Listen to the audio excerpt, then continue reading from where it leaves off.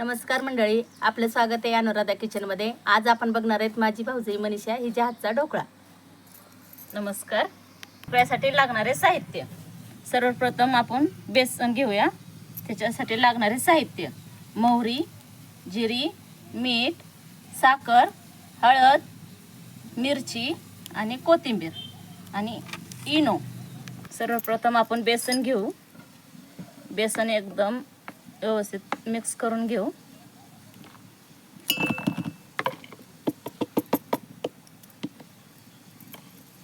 चवीनुसार मीठ टाकू थोडं आणि थोडीशी साखर। आता हे सगळं मिश्रण आपण एकजीव करून घेऊ।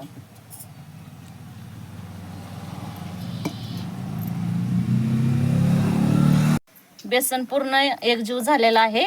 आता आपण ह्याच्यामध्ये इनोची पुडी टाकू। इनोची पुडी टाकल्यानंतर एक साईडच फिरवून घ्यायचं आहे। दुसऱ्या साईड फिरवलं तर ते गॅस बाहेर पडला जातो। तर आपण असं एक साईडने फिरवून एकदम एकजीव करून घेऊया। आता आपण ताटाला थोडंसं तेल लावून घेऊ, जेणेकरून आपला ढोकळा ताटाला चिटकू नये।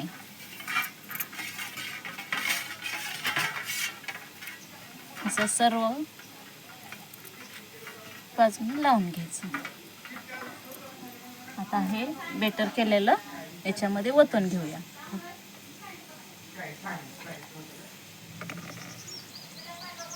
पाणी उकळायला टाइम लागतो म्हणून ते अगोदरच उकळायला ठेवलं होतं। तर आता ते उकळलेलं आहे। तर हे बेटर आपण त्याच्यावरती ठेवून घेऊया आणि हे ताट त्याच्यावरती झाकून घेऊ। आता हे 10 मिनिटं ठेवून घेऊ। 10 मिनिटं झालेले आहेत। तर हे आपण आता काढून घेऊ आणि फोडणीच्या तयारीला लागू। हे बघा झालेलं आहे। आता तेल टाकून घेऊया। आधी पहिली मोहरी टाकू, जिरी, हिरवी मिरची, कढीपत्ता,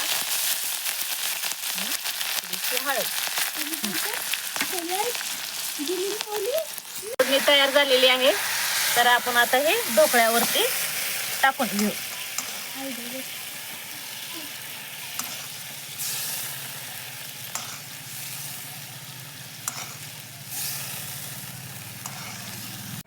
ढोकळा तयार झालेला आहे।